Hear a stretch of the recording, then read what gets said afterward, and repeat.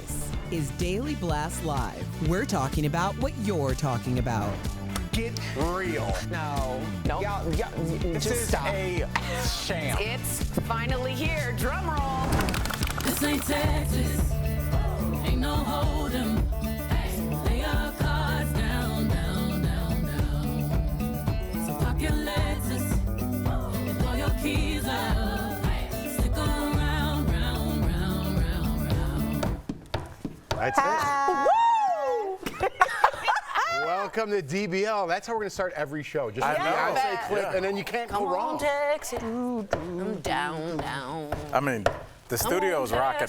It is. Yeah. Well, not Come really. on, Texas. I was like, All right, Tori. all right, that was a clip from Beyonce's song Texas Hold'em.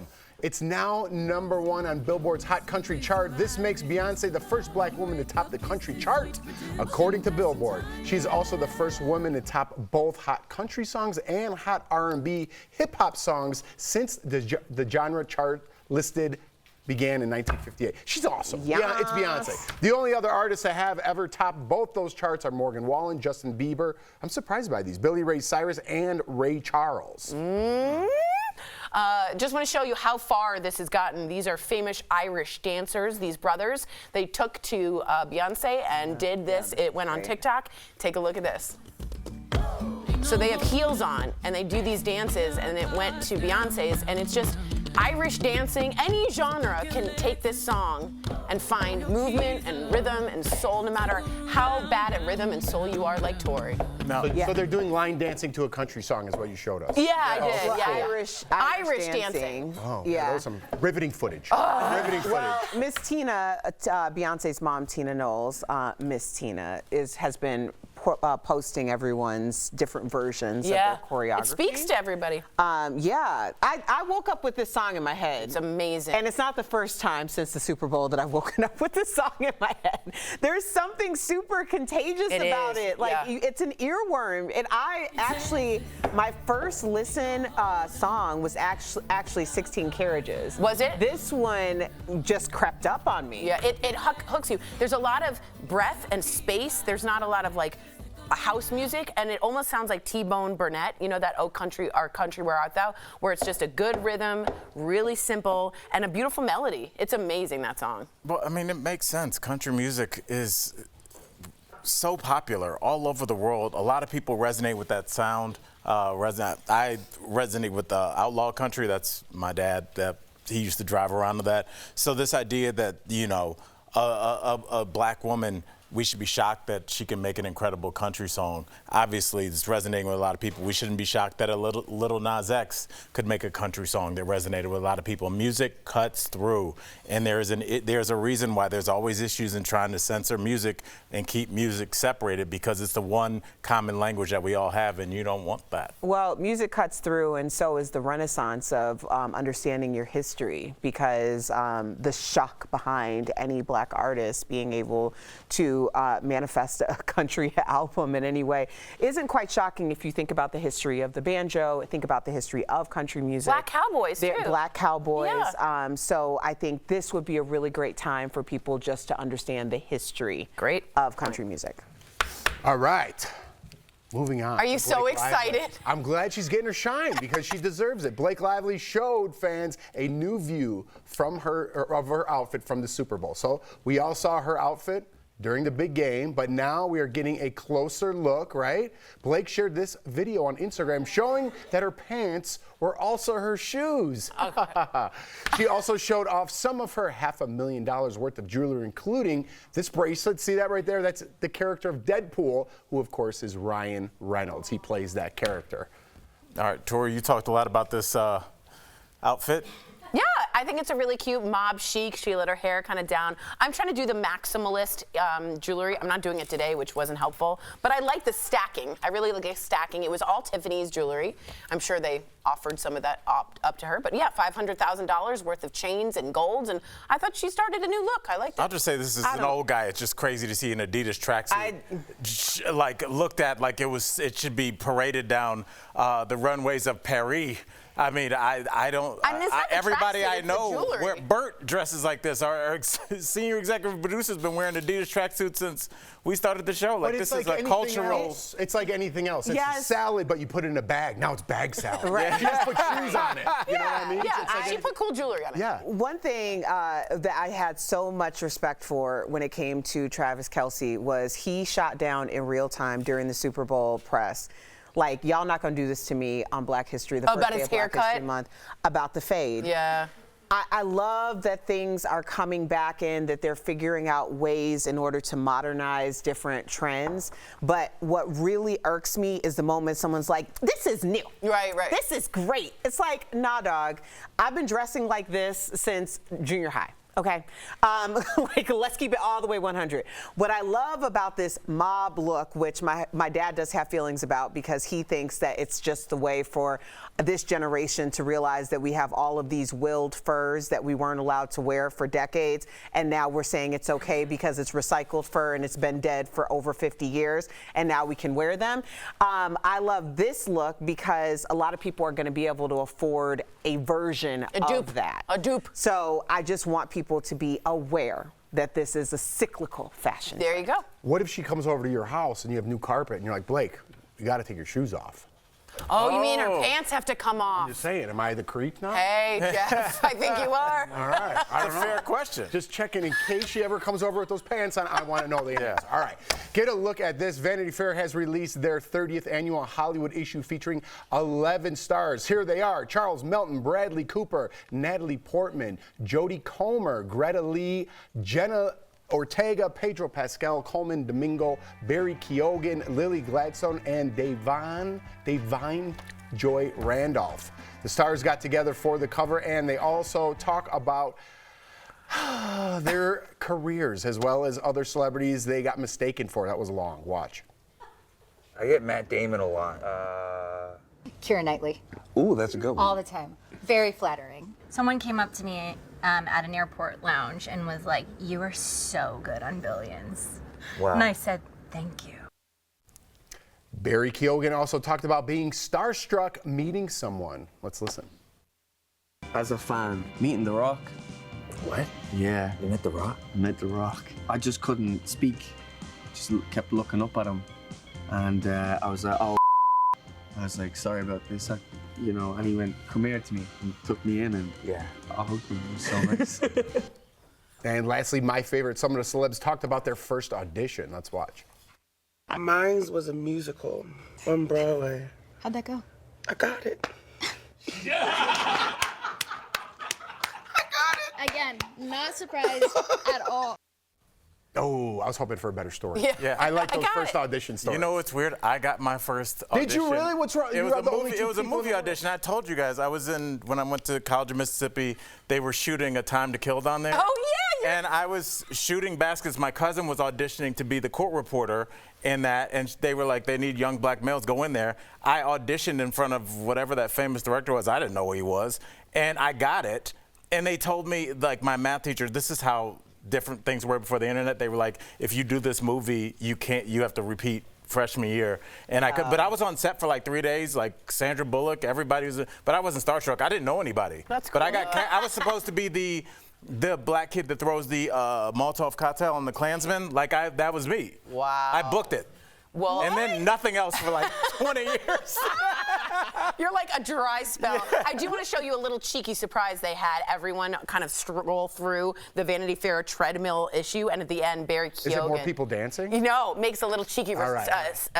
surprise. Take a look. All right.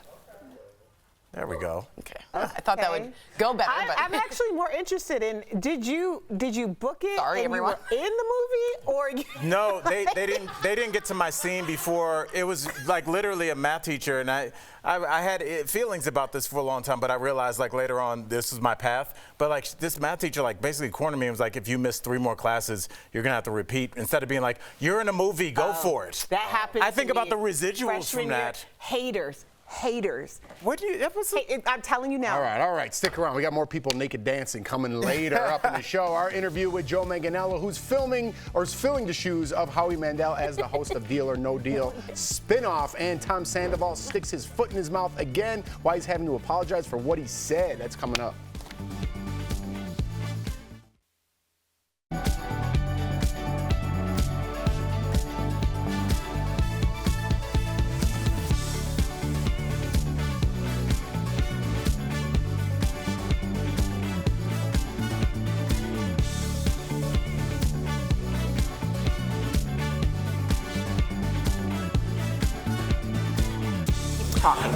Shout out to Tori. She's been a very good sport today. No, I know it was not. I'm aware of So Al was talking about a teacher who got in his way.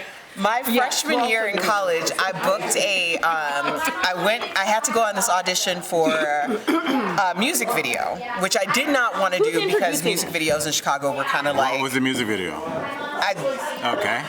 This is a segment. It was a Twista song with a special guest appearance by somebody else. Anyway, no. So I end up doing this music video, and the director's like, "Hey, can you shoot this Reebok commercial? It's shooting tomorrow." So it's like basically the Reebok commercial was shooting Tuesday, Wednesday, and then the music video was like Thursday, Friday, Saturday, right? So I go to my professor, we're in the middle of finals, and I was like, listen, if I got this opportunity for this Reebok commercial, I would get Taft-Hartley because I wasn't union, so I would get my union ability to get my union card, whatever. And my professor told me that she was going to fail me, and basically I would have to retake the entire thing. She would not allow me to do one exam early or with another class. So I never got to do like it. Professors. Mine was my own mama. My mama she just blocked me so hard because my mom was scared at the time of like YouTube and like Celebrity World and stuff. And I lived in Colorado Springs, so I had an audition to do a shoe, and it was gonna skyrocket my career, and I was gonna become a huge YouTube star and do Disney. And then my mom came in on the last day and was like, "You are not going to this jury. You are 17 years old and you live in my house. And now I do makeup." So it's pretty cool. It worked out, you know?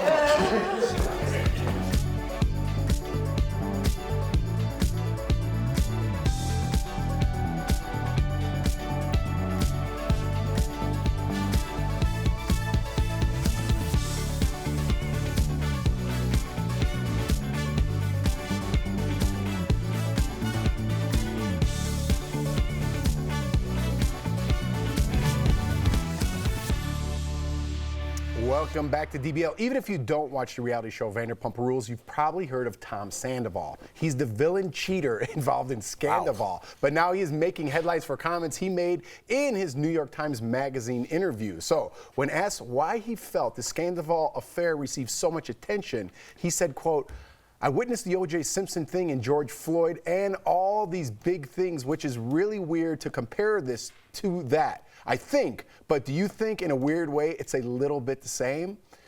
Well said.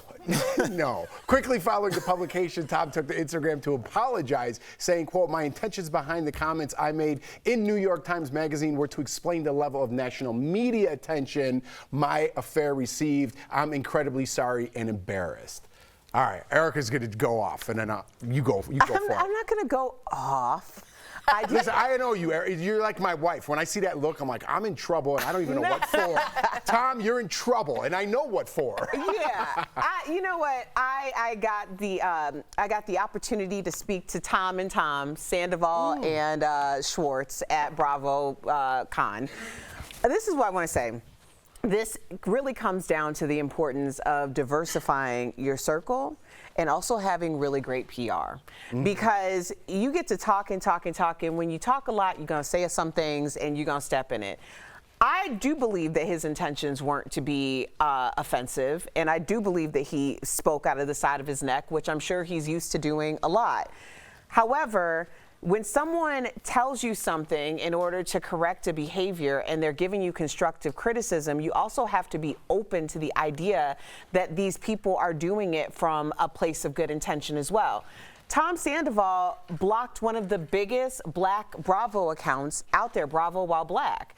And all they were saying was it is important for you to have PR and perhaps you have someone in your circle who can explain to you that things like this aren't appropriate. You don't block those people. Right. You learn from those people. Right. Yeah. I totally agree. I think this is just a person. We see this all the time with slavery and the Holocaust. I think the people that don't read a lot and don't know very much, they only know like 4 or 5 things that happened in history. Like so, the references. Oh, my cable contract's like slavery. Oh God, that was like it's like you don't understand the words that are coming out of your mouth because in your defense, you don't read. So you don't understand what atrocities occurred. So it's sometimes I look at a person like this and I just feel sorry for him. I'm like, just read a little bit, bro. It'll be cool. Yeah, I just think at this point, in no way, shape, or form should Tom Sandoval ever put the words George Floyd or O.J. Simpson to compare anything about himself to. You just or put it together. Yeah, you don't mix those, and they don't have anything to do with. It was just a bad choice of words. He apologized, but again, if you're blocking Bravo While Black, are you really learning anything? So I'll look at his actions. He needs to unblock more them. than his words. Yeah, big step, bro. Yeah, big step. Let's look at his actions, even though I don't watch the show. I do, but we're out of time. We'll be right back.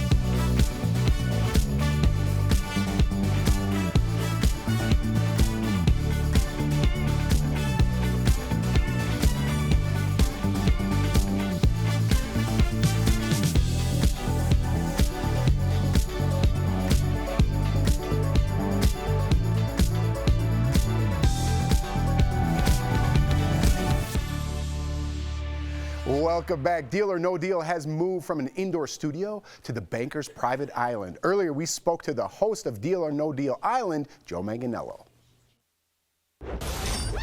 Don't hate the host, hate the banker. These trials will only be getting more intense. Work together or sabotage another player. Joe Manganiello, welcome to DBL. Yes. Thanks for having me. Thank you for being here. So, Joe, how do deals on the island differ from the original Deal or No Deal that we all know and love? Oh, how does it differ? Well, in just about every way possible. I mean, I want to say that fans of the original game are going to get what they want. But the way it starts out, there are 13 guests that are invited to this depraved billionaire's Jungle Island to compete for $200 million. Whoa. That is split into cases, hidden all over the island. They're going to fight with each other, compete with each other, work together to try to build the biggest final case pot that only one of them will compete for at the end. So they have to work together, but then keep an eye out and at the right time strike and vote the people out that they think could be a threat to them, all while the banker observes, because deep down the banker is trying to find the ultimate competitor, someone who could be his equal. All right, this island you speak of, is the money still there? I'm just asking. I know, right? I got some frequent flyer miles. Let's go. Well, I have to ask you this because, you know, you worked hard to get to this point. So I have to ask you, what was it like saying the famous phrase, deal or no deal, for the first time? Deal or no deal? Fun. I mean, but you kind of have to clear your mind because, you know, it becomes, it was Howie's phrase for so many years, and then it becomes mine.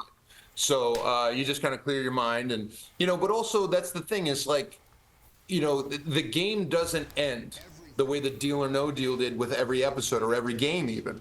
It continues on, and there's this cumulative pot that builds. So every time I say Deal or No Deal, there's something different underneath it because there's something different emotionally going on, something different just happened. And then by the time you get to the end, I mean, the stakes are so high by the end, and the money value is so high that, you know, it's fun to see how it comes out every time. It's kind of like yelling Stella in a production of Street Fighter. You know, you just don't, you know, let's see how it is tonight. The players face tough challenges. Can you tell us about some of the physical challenges? We saw a little bit, but what's involved? Yeah, if you watch the previews, it's not just there to test the physical aptitude of the contestants. Are you afraid of heights? Are you afraid to stick your hand in a box of snakes so they're going to bite you repeatedly? Ew. Can you get out into open water and tread water while holding a lit torch above your head and not let it fall into? How bad do you want it, and how bad can you overcome things that have maybe hamstrung you your entire life? Okay, let's roll camera on that and watch people try to get over it and get through it. And I think that becomes really magnetic for an audience to watch at home. You know, these people are struggling and suffering for this money. And you get to watch it at home, which I think is like a lot of the fun. I love it. Wow. All right, Joe, we got about 30 seconds left, but I want to talk about how you actually brought your best friend with you, your dog Bubbles, joined you on set. So you take her almost everywhere with you. What did Bubbles think of the Banker's private island, and was it the most exotic place Bubbles has ever been to? It was too hot for Bubbles. Bubbles doesn't like 100% humidity with 100 degrees. So she doesn't like snakes. She was barking at monkeys. There was a giant spider I had to take care of that was crawling towards her little bassinet while I was at the gym. We need a Bubbles and Joe reality show, please. It was so great having you on DBL today. To our viewers, Deal or No Deal Island premieres February 26th on NBC. All episodes will be available the next day on Peacock. Congratulations, Joe. Can't wait to watch. It's gonna be great. We'll be right back. Thanks. You're going to love it. It's Thanks. great.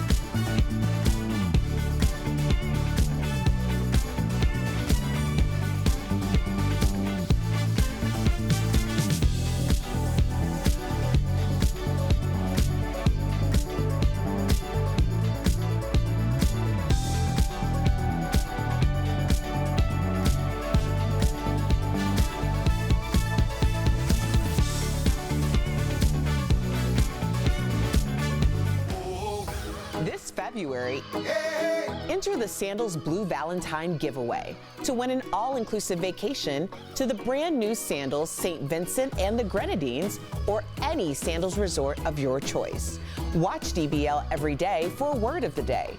Then enter at dailyblastlive.com/sandals for your chance to win a 4-day, 3-night escape for 2. The winner will be announced on DBL February 28th. Today's Sandals word of the day is sandcastle. Welcome back. We all love to decorate and make our homes beautiful, but have any of you done a complete bathroom remodel? I'm not talking painting, I'm talking about remodel. I feel like I should ask that to you. You built a mud room. I feel like that's right up your alley. I've painted and done different things, but I haven't like removed plumbing and That's put different. it somewhere else. That's a different thing. That's the next plumbing. level. I bought my house specifically because the woman, it's an old house, 1925, she had redone the bathroom on modern, and it was bright blue and darling, and has a great shower and bath. What accent were you in the first 10 seconds of that?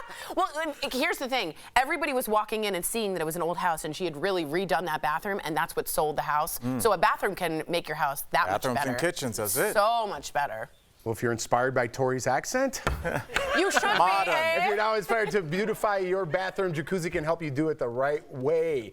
Or start your bathroom remodel the right way. Jacuzzi can help you do it the right way. Jacuzzi offers an unmatched stress-free remodeling process. Call 800-990-3709 or visit jacuzzibathremodel.com. But will they do it the right way? You know what? I lost my place in the script and I memorized it, so I just go, they'll help you do it the right way. And I thought I was going to roll through. And then it came back. Do it the right way. I'm like, I just have to read it. Yeah.